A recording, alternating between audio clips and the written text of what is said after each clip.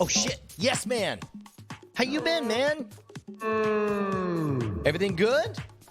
Yeah. You watching the Super Tuesday shit? Yeah. Man, you got a dog in this fight, don't you? Yeah. You were a big fan of Bernie Sanders, weren't you? Yeah.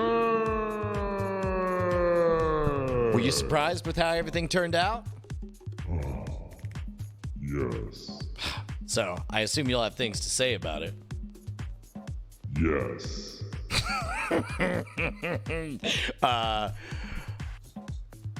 Anyway, see you later.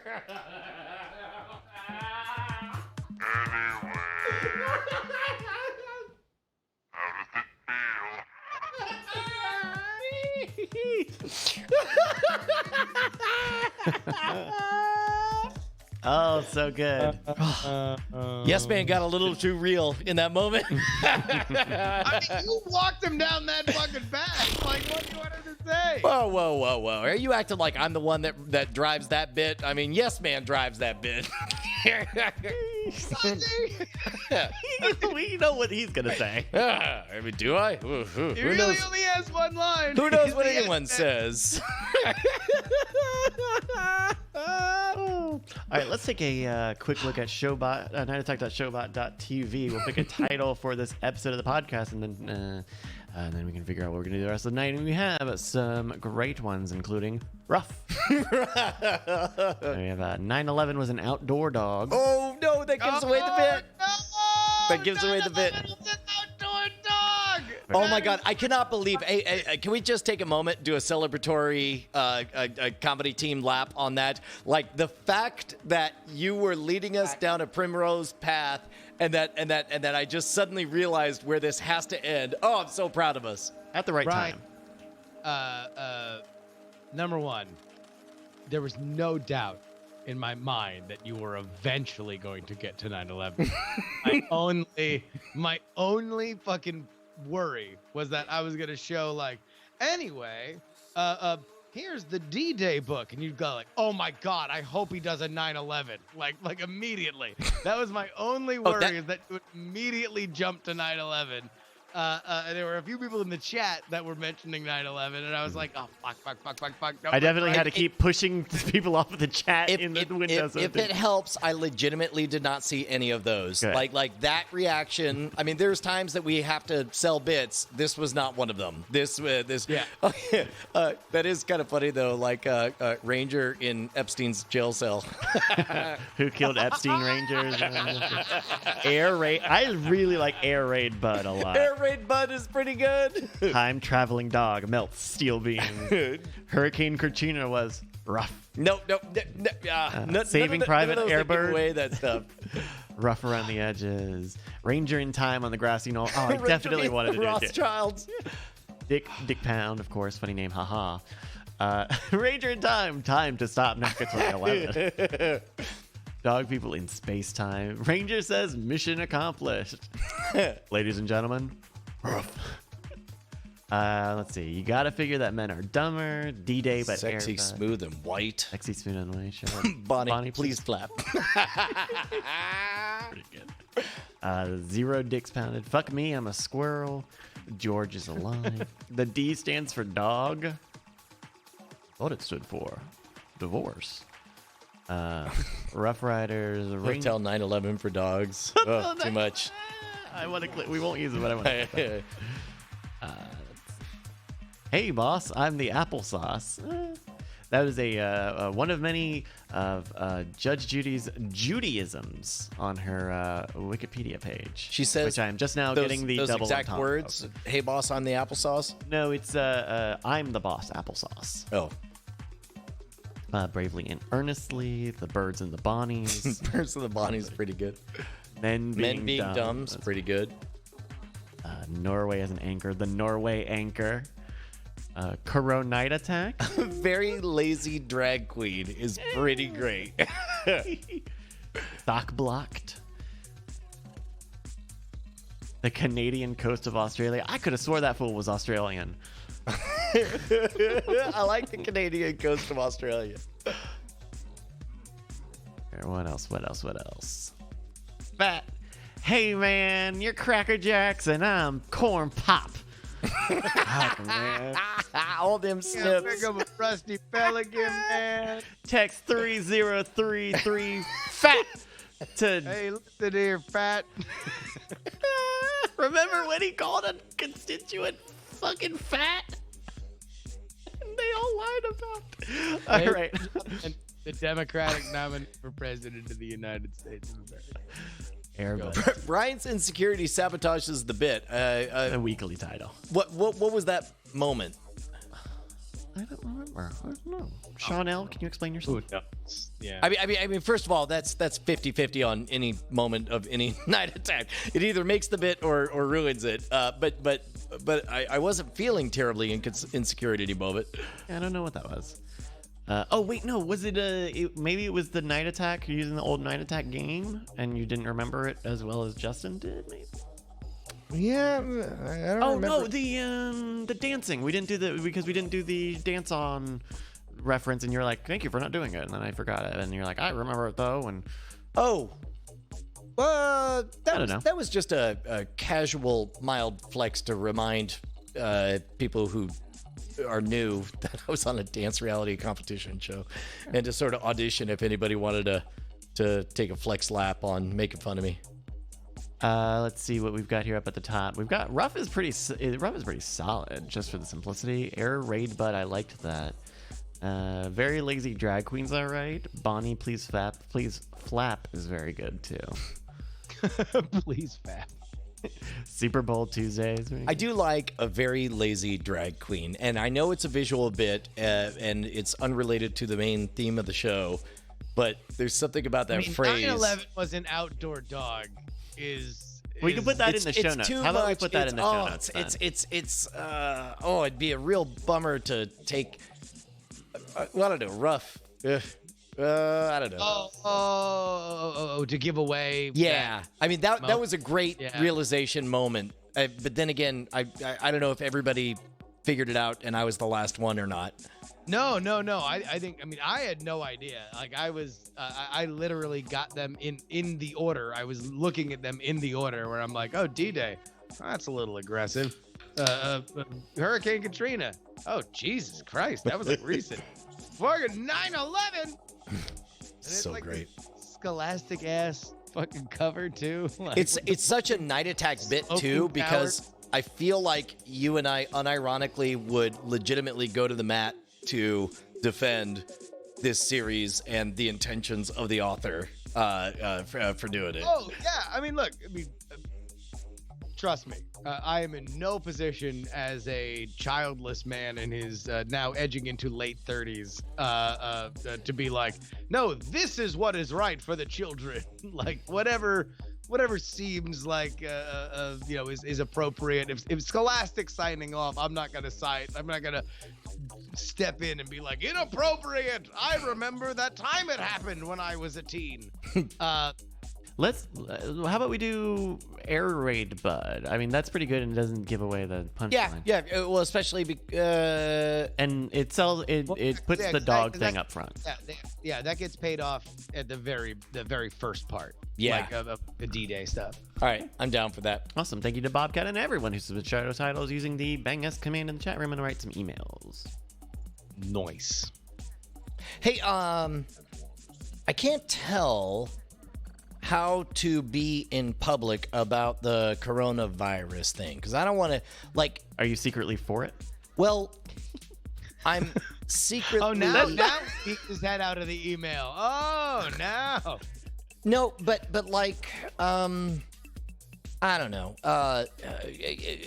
Look, the right move for the right move in the prisoner's dilemma of media in 2020 is to always default and always lean on the hysteria, the terror, the scary, the fact that we're all loading up that Johns Hopkins live video game app.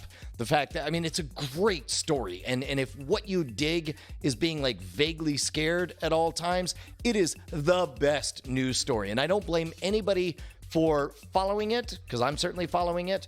I don't blame anybody for covering it because there's money in covering it. I just don't know that's... It is newsworthy, because I think I know where you're going. It is a newsworthy story. Pandemics don't happen all the time, right?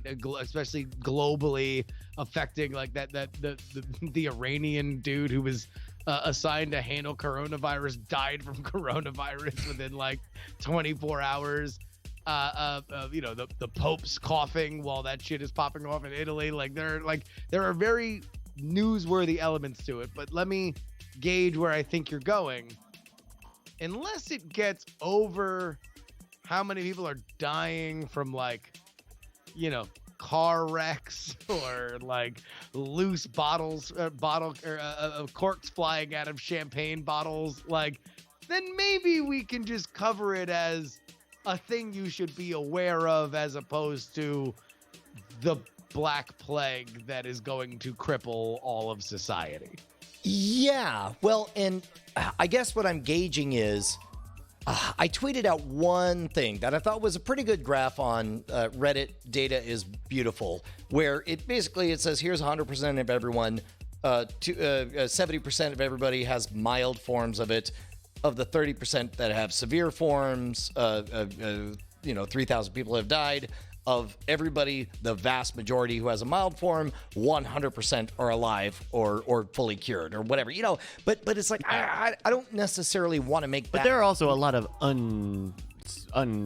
unresolved cases. Exactly. Like, it's hard to treat that as the final ratio because there's still a lot of healthy or asymptomatic people, right? No, like they have it, but there's no symptoms and they don't even know that they have it. Or just like because that document was, or that graph, if I remember right, was like, here is like the kind of old and infirmed people who have it, and here is kind of the younger and more immune system strong folk who have it, and in both of those there's still a lot of unfinished cases, right? Yes, and the story may change or whatever, but it's like I don't want this. I don't think this is the hill I want to die on. Is stop panicking. I'm going to be the guy that stakes my reputation on calm down or whatever. I feel like you have this dilemma every couple of weeks. Well, yes. Hello, my name is Brian Brushwood. I'm glad you've joined the show. Well, I'm saying, but yeah, whatever. No, you're not wrong. I just don't know, but on the other hand, I feel like in a world where my wife says to me, I need you to talk me off of this ledge, and I say, well, let's read some news stories and become educated about this. Let's figure out what it is and what it isn't. Let's come to understand that the reason the CDC is worried about COVID-19 is specifically because it's not deadly enough to evaporate immediately, and it's less deadly than Spanish flu or what have you. And then she ends up feeling better, and my impulse is to share some version of that with the rest of the world in a world where everybody is filled with hysteria or whatever. So I don't know what the right line on any of that is. And also, I am deeply aware that I have a conflict of interest because I'm in the middle of selling tickets to an event where we can all lock ourselves in a big old steel cage and share that COVID-19 together. Yeah, man.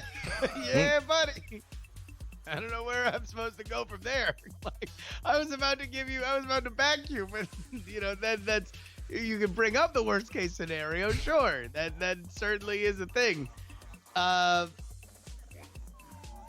I don't know. I tend to, I don't want to minimize other people's terror about it. Right.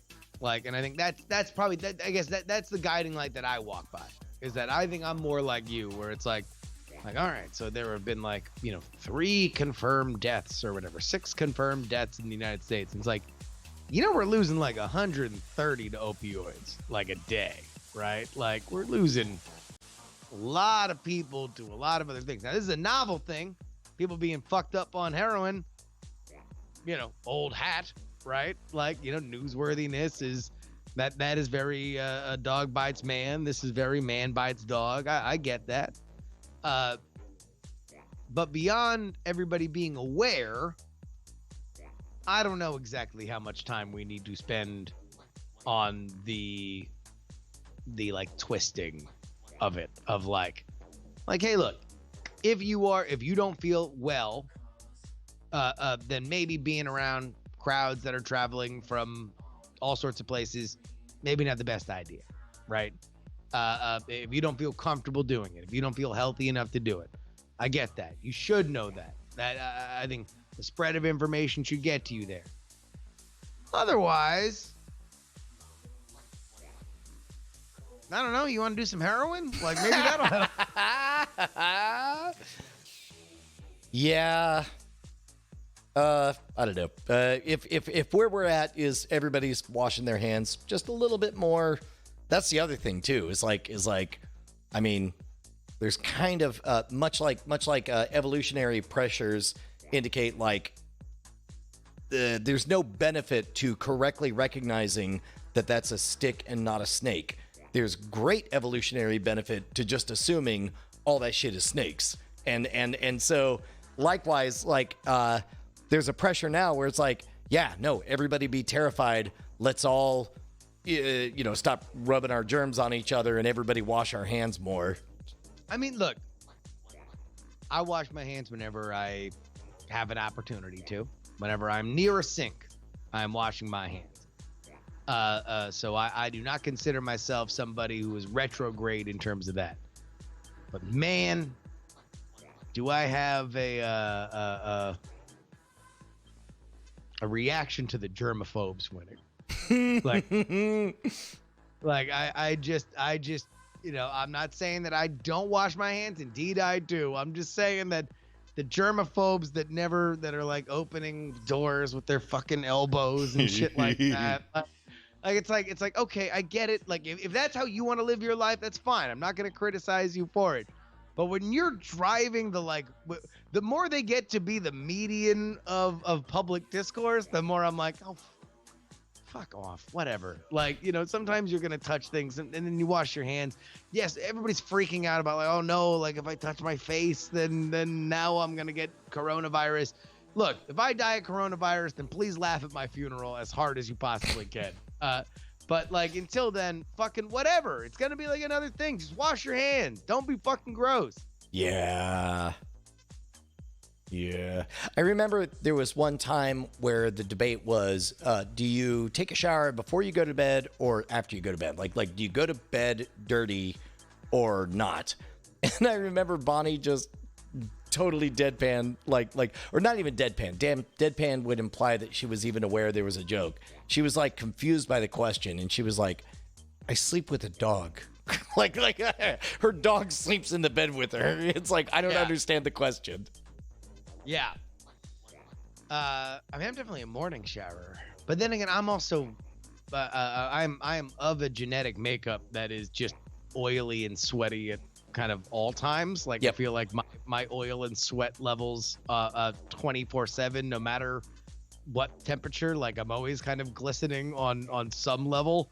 So like it just makes the most sense to me to start the day with your clean, as opposed to getting clean and then waking up kind of sweaty in the morning. I 100% agree with that, but the majority of all the live streaming I do and the shooting I do takes place after, in the late afternoon or in the evening. Scam Nation tends to be in the evenings. All of the podcasts tend to be. Well, that's a different story. If you're out doing a thing, but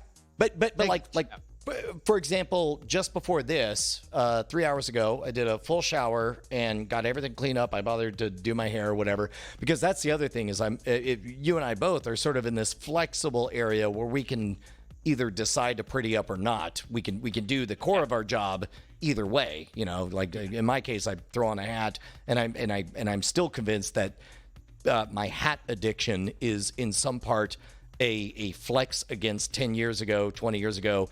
The amount of time it took to do the pin-prick hairstyle. But like, I'm totally clean in fresh clothes now. I'm going to go to bed, and then I'm going to wake up tomorrow, and the first thing I'm going to have to do is take Penny to school. I'm not going to shower before that. Why would I? And then I'm going to come here and, do administrative work, maybe do some interviews or whatever. But if there's not a camera involved, again, why would I go shower? And then suddenly it's tomorrow evening, and then I'm thinking about, well, I mean, who am I getting pretty for? There's the bed.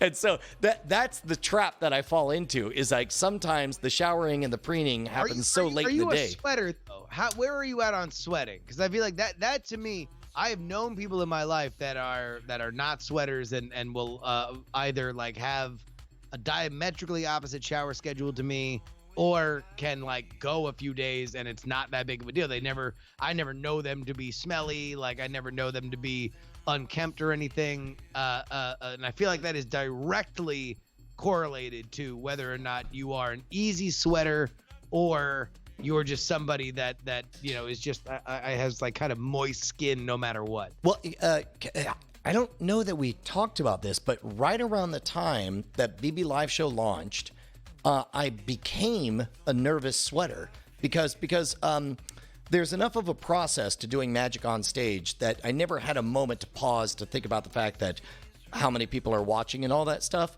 But I was deeply intimidated by any kind of broadcast thing with a camera where I would realize, oh my God, a lot of people are going to see this. And out of nowhere, I went from I've never used an antiperspirant. I always used deodorant, and it was never a problem on stage, off stage, any of that stuff.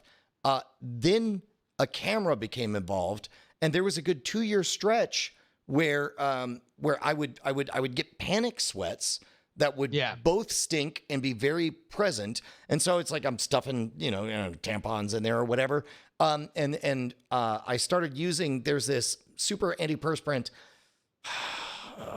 ultra something, I forget what it is, but basically it nukes all those pores, and you physically ultra care, I think it was called. I've heard of that, and then like you just get nosebleeds easier. Shit. You certainly start sweating out of other parts of your body or whatever. Yeah. But I did that for about a year, and then at some point I got past the psychological trigger of a camera being involved, and all of a sudden I wasn't. It's never been a thing. So there was a good 2 years that I was a sweater, and it was a real problem, and then suddenly it wasn't. It was really odd. But it took that. It took something that was like psychologically triggering for you to consider yourself or be in any situation where you're like, shit, I'm sweating through this shirt. Like, Yeah. Yeah. That makes sense. That makes sense. Cause I would say that's, for, and also part of it, I guess, is from growing up in, well, I don't know. Texas is hot as shit. Houston, man, 100% humidity. Constantly 80 to 95 degrees. You were just sweaty all the time. Austin, it's funny because people from out of town are like, "Ooh, it's so humid here," and I'm like, "Girl, you don't even know." Yeah, like that ain't bad for Texas. Yeah. Houston is sweaty. God damn. I guess I never really thought about it like that. Shit's a soup, man. I guess I was always there. I was always there in the summer, and I was always there for the Go game. So I was wearing a fucking jumpsuit, and I was just stanking that shit the fuck up. And that shit around June, like you could set your watch 3:15 every day. There's going to be a lightning storm coming in, and there it is. Stinky. Hey, I watch that. Speaking of which, that bit. Did you listen to the Reply All podcast where they did open phones and somebody claimed he had a cure for depression and baldness and all that stuff? Oh, you guys didn't see this? I don't. Okay, so they did their. What is Reply? I actually don't know Reply All. Oh my gosh, you don't know Reply All? It's a fantastic podcast. One of the guys used to be on Planet Money. They're on Gimlet Media.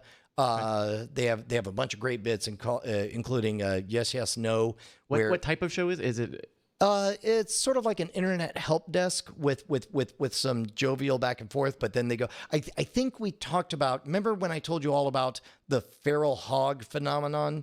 they did 45 minutes on the feral hog thing. Okay. And it started with the meme, and then they figured out about the feral hog problem, and then they went deeper and deeper and deeper. I do remember you telling me about that. Yeah. I remember it because I remember you told me about it, and I thought I covered it on Trending Lemon before that. Okay. Yes. But Okay, so yeah, it's like a current events and kind of feedback. It's a great show. So occasionally they will do like an open phones thing, and they just see what would come. Basically, like I think they call it super tech support. Like bring us a vaguely technical something, and then unlike every other tech support line, we'll actually do our best to very completely solve it for you. Yeah. And they had somebody who claimed that he didn't know how to protect his intellectual property because he figured out a cure for baldness and depression and all that stuff.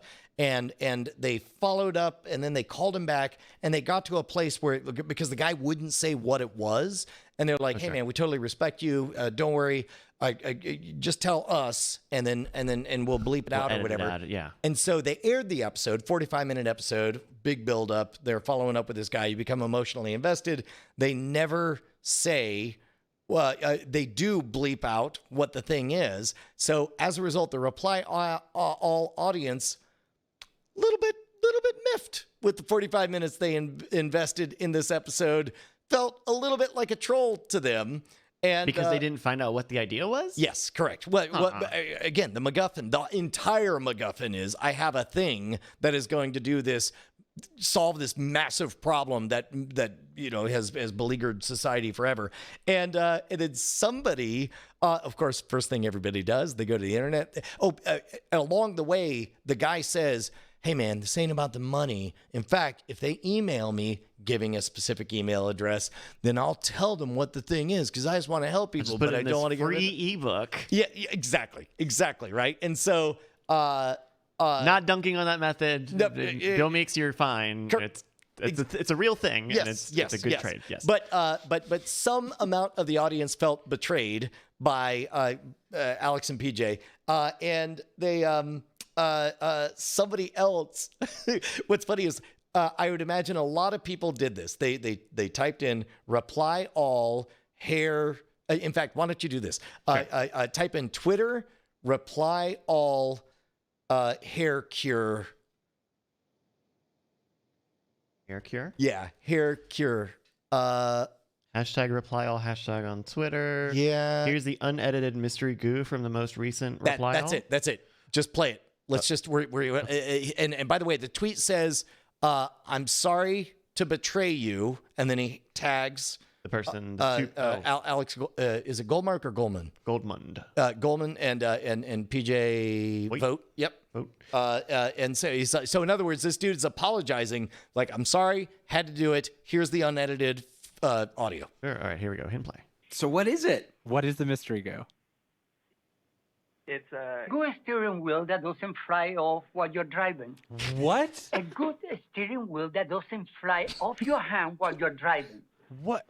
That is a good idea. Why? Why? How did you decide to do that? That's a crazy thing. And how gross is it to eat? Stinky! I have to say, you described it as freaky. Stinky! Shut up, Paul. I'm Alex. I'm sorry. There's a limited supply of it on Earth? No space for mother-in-law. Alex, are you going to do this? You're not going to do it. I would try it. Really? Yeah, I would try this. Oh my God! He admitted it! So what is it? What is it? He admitted it! Oh my God! He admitted it! That's so great. Oh, that's good shit. We did, so we do at the end of the year for Cord Killers, cordkillers.com, the Killies. And I distinctly remember after we recorded the Killies, either I texted Brian and Tom in our group chat, or maybe I just thought it, but I think we... I love either I the did it or I line thought is I was so gonna narrow. do it. It's hard to remember which side you're on. I tend to trust my past self because Sure, I can't trust sure. my memory. But I remember when we were done being like, "Oh, we didn't put Sorry to Bother. Not Sorry to Yeah, Bother. We didn't put what is it called? I don't even remember the name of it anymore. But no, I'll let myself out. I think you should oh, leave. I yeah, think you there should we leave. go. Yeah, we didn't put I think you should leave on any of our 3 top 10 lists. It completely missed the thing. You did tell us, and I felt very ashamed Yeah. because it is so good, and I cannot wait to see more of it. It's probably the best sketch comedy.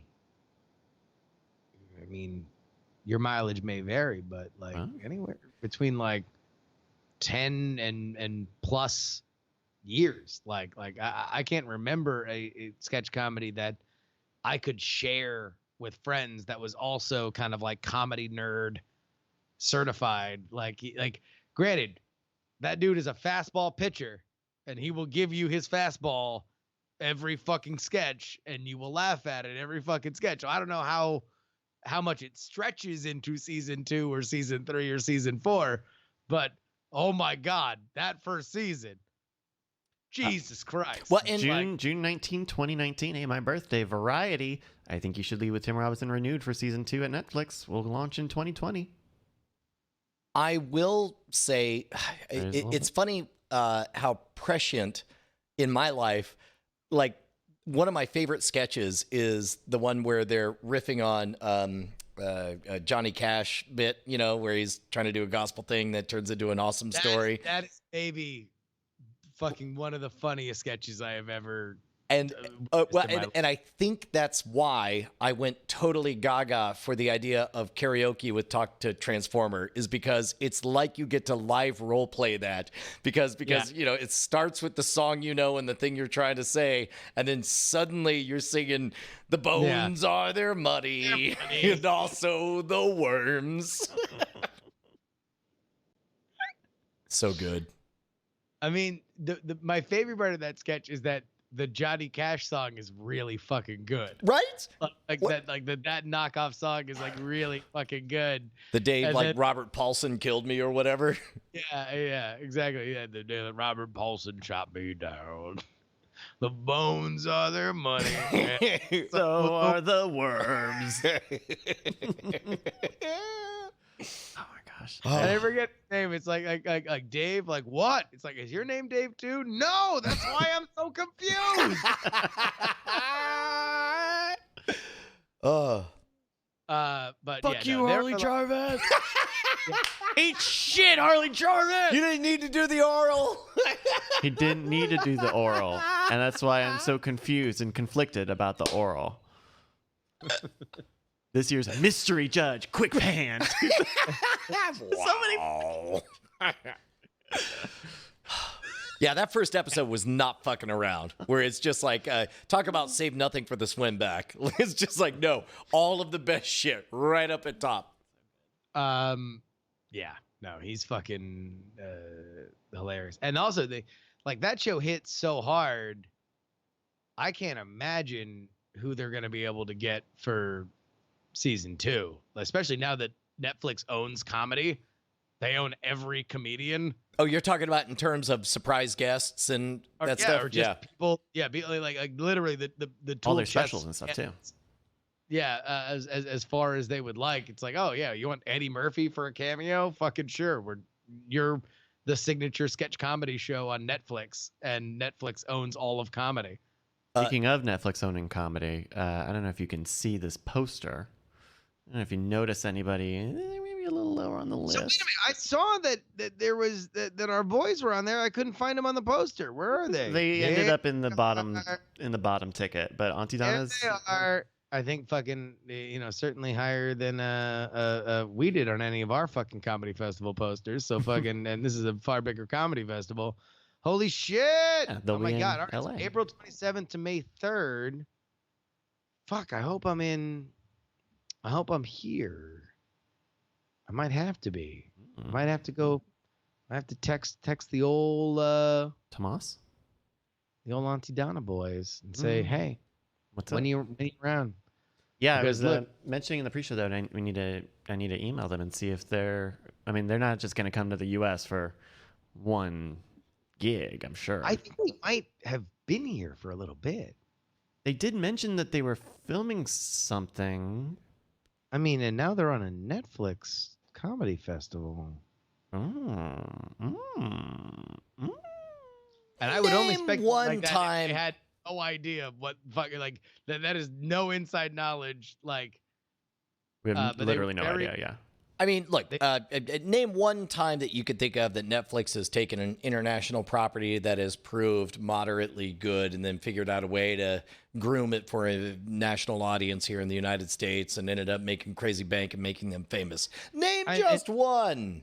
And by the way, speaking of, I think you should leave. That literally just proved that they could have that sketch comedy could really work on the platform. Maybe they're looking for other sketch comedians. Name one Australian sketch comedy trio, Quadro, if you count their DJ, that's completely awesome and has a track record of hilarious shit that blows up on the internet that everyone loves. No wonder. I should just blow them up. Go for it. Yo, Hey, so and hey, when's your Netflix special start?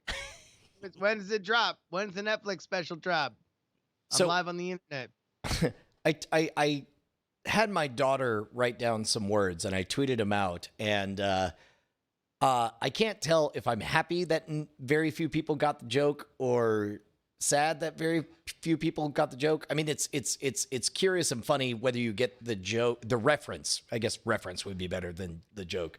But my daughter is doing I don't know, she's going to like run laps or something. And she's trying to she made a poster where it's like, help us build a sunshade over our playground. And you can do $1 a lap, $2 a lap, or $3 a lap or whatever. And I was like, hey, I got a poster for you. And I just told her to write a bunch of stuff down. And she did. And then I tweeted it out. And what she, Bryce, can you read what my 7-year-old daughter wrote? I will certainly try. Quote, and I will show you something different from Ether, your shadow at Mordig, striding behind you, or your shadow at Evening, rising Tomit. Yo no, I will show yo fear in a handful of dust. Yeah, I will show you something. Hold on. Is this a Watchman thing? Oh no. No, let's just. All right, go for it. All right, yeah, a little more ominous. Thank you. Yeah, okay, here we go. And I will show you something different. From either your shadow at morning striding behind you, or your shadow at evening rising to meet you, I will show you fear in a handful of dust.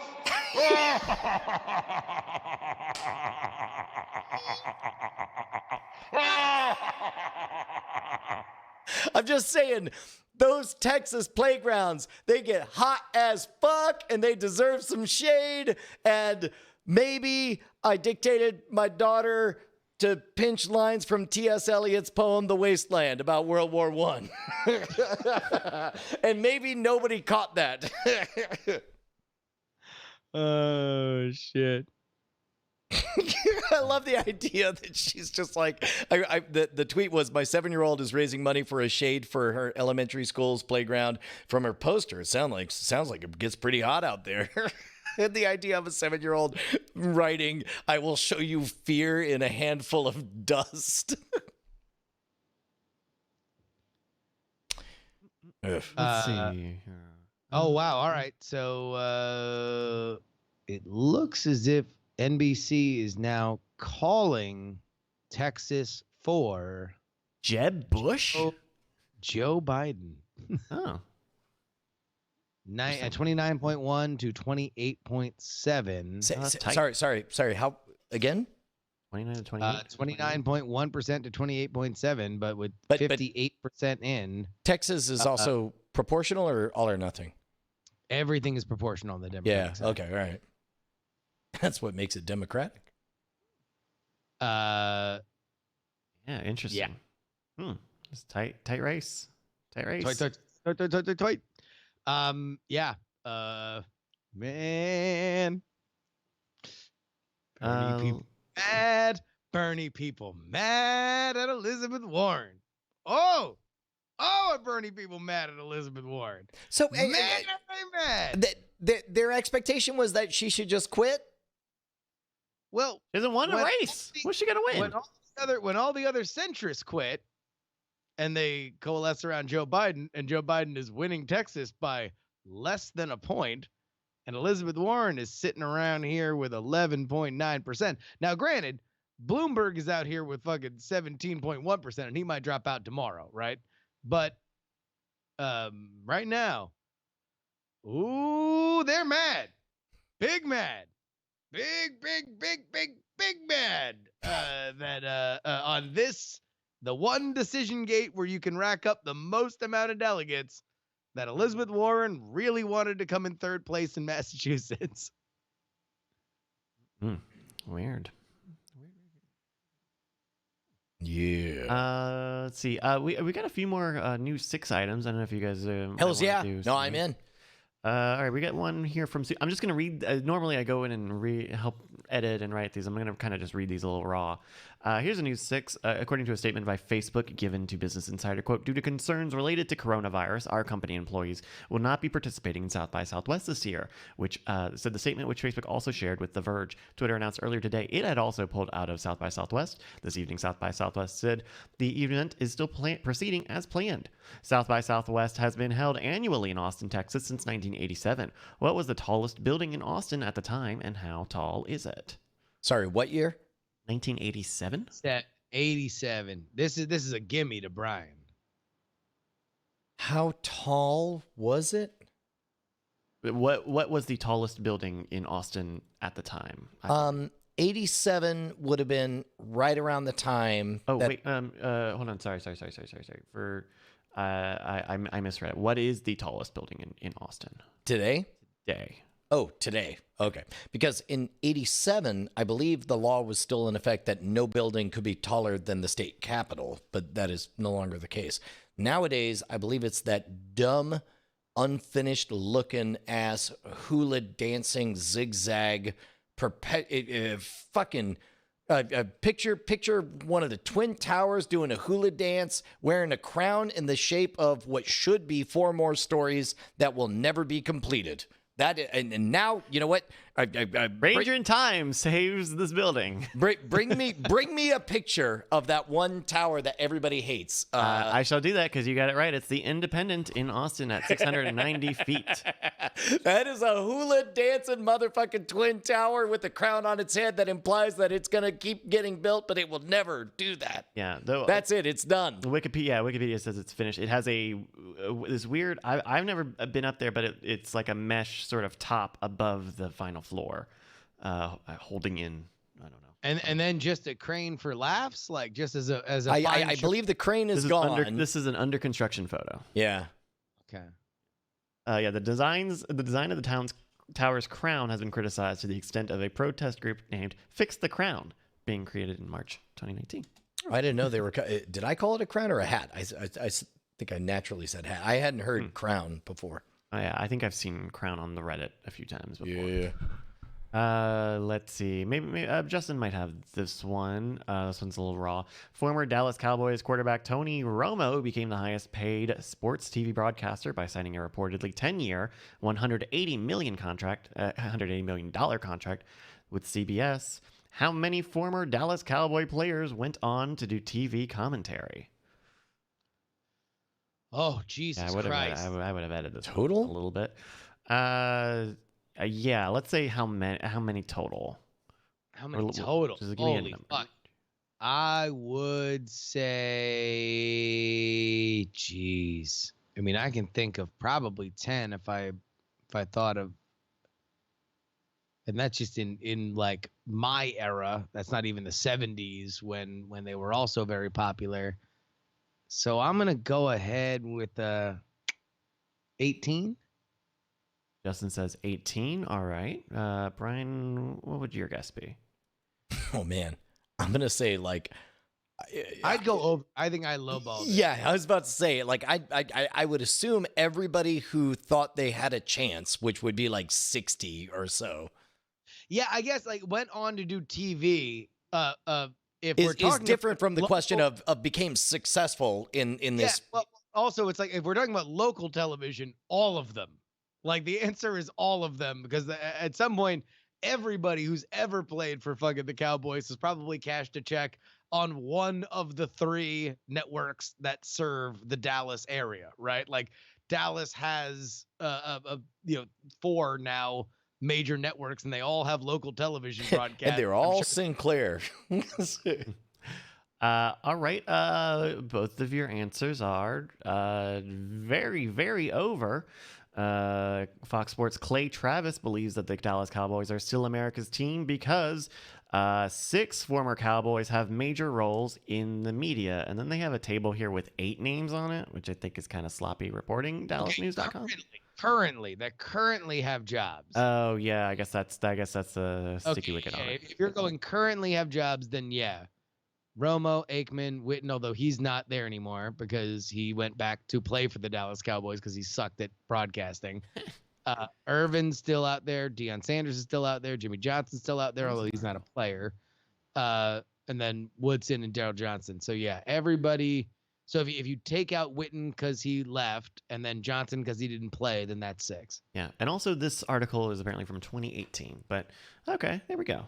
Thank you to Open Bayou for that one, as well as Super Geek for the South by Southwest one. How, Justin, I would say that I would probably surprise you with the amount of ESPN or sports television that I see. Actually, probably wouldn't surprise you given the amount of Hearthstone that I play and the places where I play Hearthstone. Yes. But I would say fewer than 10% of it I hear. So as a result, I'm a little bit dialed out on how valuable is that in my imagination. All right, spoiler alert. I go to the bar because there's never a line at the bar. You can always get the food ahead of everyone. All the suckers are in lines, or they're waiting to be seated or whatever. That's a chumps game. Just walk up, open up Hearthstone, say, give me a whatever and another thing. Always on are this thing, and maybe the subtitles are going. And it just all looks like some version of they just gotta want it more than the other guy. Like is there value to any of that? Or is that really just all I'm not listening to? No, you pretty much got it. Okay. Yeah, that's pretty much it. Like 99.999% of sports content is the big thing is they just gotta execute. Line up against the person that you're playing against and just know that you're going to execute and they're not. And if you do that, you're going to win the game. So, okay. Or the problem is they just didn't execute. They lined up against the other person and they played the game in the past tense and they just didn't execute. And that's why they lost the game. I do see on the lower thirds, tell me how many of these are accurate. Did blankety blank's tweets go too far? Well, are we talking about Sports Center or in-game comment? No. What I'm he's talking about daytime. Is that what he's talking about is what gets replayed on ESPN, which is First Take. And First Take, and like those talk shows are so centered around because there's only so much they just got to execute that you can do. They found another rich vein, which is especially for the NBA, because you'll notice that 99.9% of them are all basketball stories. Basketball has become very good at empowering their players to talk shit on Twitter or to leave comments on Instagram. And no one's going to get yelled at. No one's going to get told that they're doing something wrong, because whether or not it's right or wrong or a nice thing to say or a bad thing to say, it draws attention. And so that's 90% of what you're seeing is did Russell Westbrook's Instagram emoji cross a line? And now let's do 10 minutes on I don't know, a clown emoji means that man is dressing up in face paint. He's a fool. And then next thing you know, he's wearing a wig, going out. Maybe he's entertaining children. I don't think it crossed the line at all. And I don't know. Which brings me to the second lower third that I always see. Blankety blank. Best days behind him? Oh, yeah. Yeah.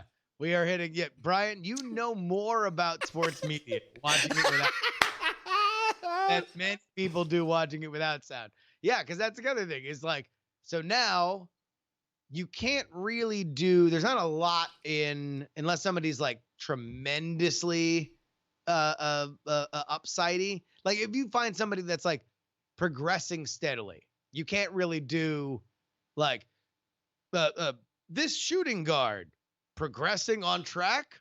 Like that's not a thing, right? It either has to be like rookie overhyped, like are they, this person that's obviously amazing, are they overhyped, will they fail? But even then it's like people have known this rookie for like maybe a year. Now the superstar, you can say at multiple times during a superstar's career when they lose the big game, I don't know, best days behind them.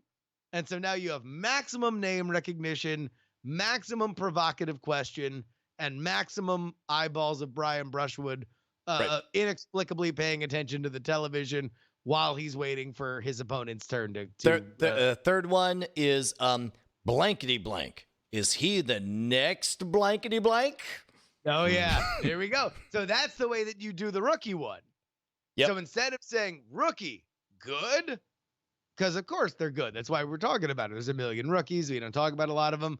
You have to then make the audacious claim of like, rookie, better than the best person who's ever lived. Your take. Which is funny because I just realized that all three of those framing devices really weren't at all about the person, whatever the person is, whatever the sport is. They were really about the feelings of the viewers. Like, you might as well replace all three of them with like, how are you feeling today? Would you like to talk about your feelings? And you have to, and because see other people talk about your feelings? Because there's so much stat tracking that if the whole thing is like here, let's break down the numbers. Like, there's a reason that is like the start of those segments is because they've got numbers for that stuff, and that dog doesn't hunt for very long. Well, and on the other side, you have the rise of like the people that really kind of exploded on ESPN, and really there's been whole networks started based on this concept, is create avatars for baseline feelings. So it's like, this is the guy that always thinks that the old veteran's always going to win no matter what. And here's the guy that always thinks that it's the young guns that are going to take down the veterans. It's like, you just have these people that are, you come to know exactly what their baseline thoughts are. You identify with them either by rejecting them or by binding yourself to them. And then you literally, that's why those prompts are there. You're totally right that this is about your own feelings, because at a certain point, when all the Kaepernick stuff was going on, you had two people that were relatively on Kaepernick's side that was on ESPN's flagship program.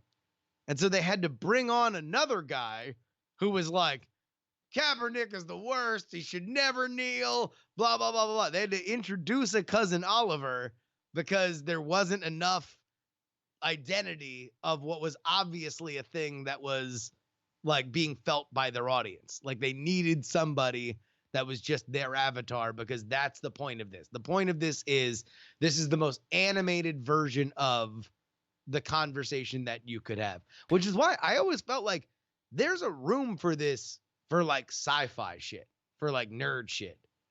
Like, but no one's ever really wanted to kind of like go into that realm, because that's the only other place that I know, as somebody who loves sports and loves nerd shit, where these same kind of passionate arguments happen.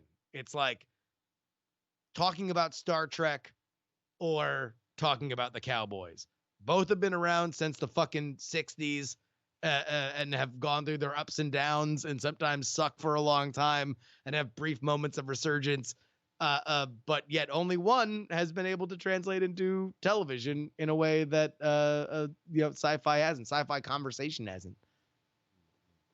Yeah, and I guess like WWE has like a version, I assume, of an ESPN, but about their own ecosystem, right? They're It's hard. It's harder to do. It's way harder to do with fake stuff, like or scripted stuff, right? Which is, I suspect, the same problem that the science fiction or nerd shit like just knowing that somebody already knows whether they're going to choose for somebody to live or die or be good or bad or be funny or unfunny or whatever changes things. If you're telling me that a half-hour debate program could not get a year out of The Last Jedi and then another year out of Rise of Skywalker, you're fucking kidding me. I mean, it can to the extent that those I see where you're headed, and you're 100% right. It absolutely can to the extent that it exists in what is perceived to be by the fans as a black box. Like, truly, we don't know whether or not they'll randomly, have Palpatine have a podcast in the next movie or not. Then yes. I mean, no. Matt Heck says it would be insufferable. Watch First Take. It is insufferable, and people who watch it are like, I'm actively eroding my brain. I can't turn it off. And the personalities there are obviously magnetic, right? The point is, I don't think, James Dolan is the owner of the New York Knicks. The New York Knicks are one of the most famously misrun fucking organizations in history. They have every advantage given to them, and yet they suck ass consistently. If you're telling me that there's probably maybe not half, 20% charitably of First Takes programming is on some level connected to the incompetence of the Knicks and James Dolan. If you're telling me that you can't do that about Kathleen Kennedy, I think that you are just not shit. So you don't just mean the execution. So there's box office scores become the performance at the game. So there's how the game, the run up to it's like so in nerd NSPN, the lower third says Star Wars out of juice ? The force out of it. Star Wars forced out of box office top priority. Kathleen Kennedy won me over with her latest pitch. I'm seeing what you're going for. I mean, literally, these are all the headlines you see on Twitter anyway. Yep. Right? People watch fucking reviews of these movies, multiple reviews of these movies. I watched multiple reviews of Rise of Skywalker that were longer than the fucking movie because I cared enough about people tearing it apart.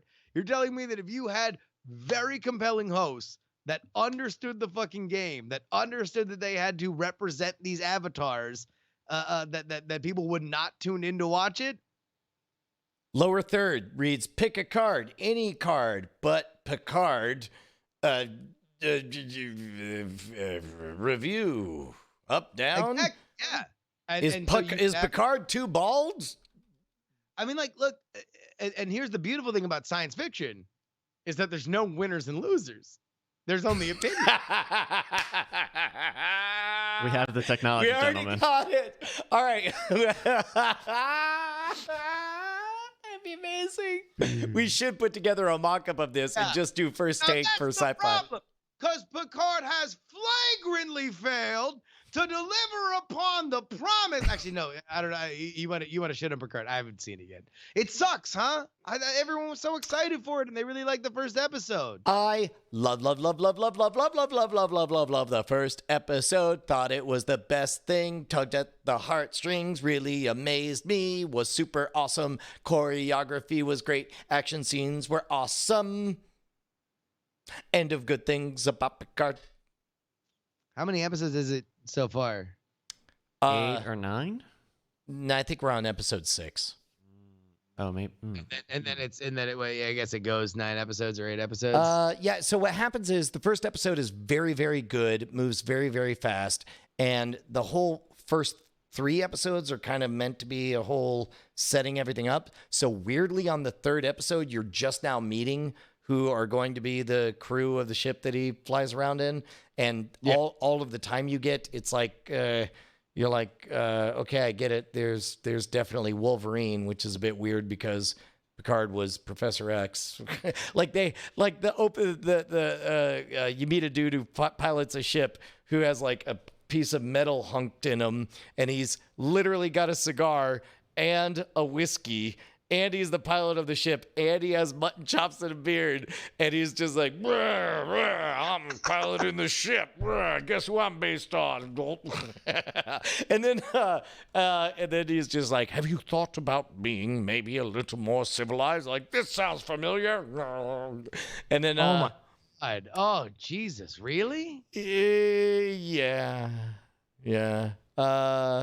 And then there's Hold on. Look, Bad Weave. It's good so far. People who say it sucks are either disappointed because it's not the next generation, or because they're trolling for views and clicks. So I would be that guy. So you would be explaining that, and I'd be saying, look, you're being totally stupid. Oh, everything's got to be edgy now. Wouldn't we love the next generation because it was slow, because it took its time building its characters? You're just warped by our modern humanity. See, the show fucking writes itself. Yeah, no, you're right. We'll call it logical take, and we'll both wear like devil ears and hey, you want to know my new favorite Star Wars or Star Trek anything is the latest shit that Mikey Newman is doing with Star Trek, where he's telling the original. I need to. Yeah. Dude, it's fucking great. It's great. Is this one of his movies with Mikey, or is this a different sort of? I mean, it's on Film Joy. I don't know. I believe it's a Movies with Mikey thing. I've only seen the first episode, but I mean, if you want to just grab a random segment of any of it, I don't think you would begrudge us showing a little bit of it. But just to give you a sense of the like, just click anywhere in the middle and get a sense of how the story. Over the top, dangerously horny William Shatner performance. Something strange has happened. Since passing through a cosmic cloud, His performance, as infinitely imitated as it became over time, goes a long way to humanizing Star Trek. Also, he looks fantastic in eyeliner. Nobody's video essay on YouTube talking about that shit. What were we talking about again? Vietnam, civil rights, women's rights. The 60s were a tumultuous time in America, one of progress. Star Trek was a window into a time in the future where prejudice was behind us. I don't believe it. explain. You explain. That means that somebody is dead and you just sit there. That's what Star Trek has always attempted to be. But the Federation understood there were millions of lives at stake. From the first episode, which was awesome. Lives. People are people. Life is life. The budget of this show is a hilarious hot-button issue on discussion boards. The crew all talked about how hard to work on and how tight the budgets were. But the network and other executives seemed to believe the show was wildly expensive. There's quotes everywhere to support all of these opinions. The reality is complicated and nuanced and not a binary of if it was or was not expensive.